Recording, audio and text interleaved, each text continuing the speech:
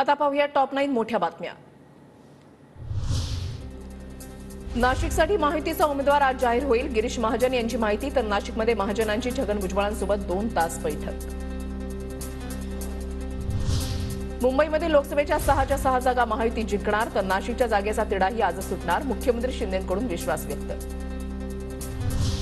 नाशिकची जागा शिवसेनेकडेच राहील। नाशिकच्या जागेबद्दल दादा भुसेंना खात्री तर भुजबळ नाशिकच्या उमेदवाराचं नेतृत्व करतील। दादा भुसेंना विश्वास।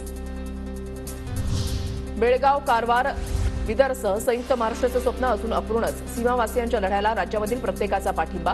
पुण्यातील भाषणामध्ये अजित पवारांचं वक्तव्य। बारामतीच्या महायुतीच्या उमेदवार सुनेत्रा पवारांच्या प्रचारार्थ आज भोरमध्ये सभा। मुख्यमंत्री शिंदेंसह दोन्ही उपमुख्यमंत्री सभेला उपस्थित राहणार। महाविकास आघाडीचे हातकणंगलेचे उमेदवार सत्यजित पाटलांच्या प्रचारार्थ शिराळ्यामध्ये आज मवियाची सभा। शरद पवार, उद्धव ठाकरेंसह महाविकास आघाडीचे नेते उपस्थित राहणार। माझ्यामुळे विरोधकांच्या पायाखालची वाळू सरकली, मला पराभूत करण्यासाठी मोठमोठ्या नेत्यांच्या सभा। राजू शेट्टींचा ठाकरे पितापुत्रांवर निशाणा। सांगलीचे महायुतीचे उमेदवार संजय काका पाटलांच्या प्रचारार्थ उत्तर प्रदेशचे मुख्यमंत्री योगी आदित्यनाथ यांची आज सभा। चिंतामण कॉलेज मैदानावर संध्याकाळी 4 वाजता सभा पार पडणार। जनता कामं करणाऱ्यांच्या पाठीशी, गरीब असणाऱ्यांच्या नाही। मुख्यमंत्री शिंदेंची उद्धव ठाकरेंवर टीका। विरोधकांच्या आरोपांना आम्ही कामानं उत्तर देतो, शिंदेंचं वक्तव्य।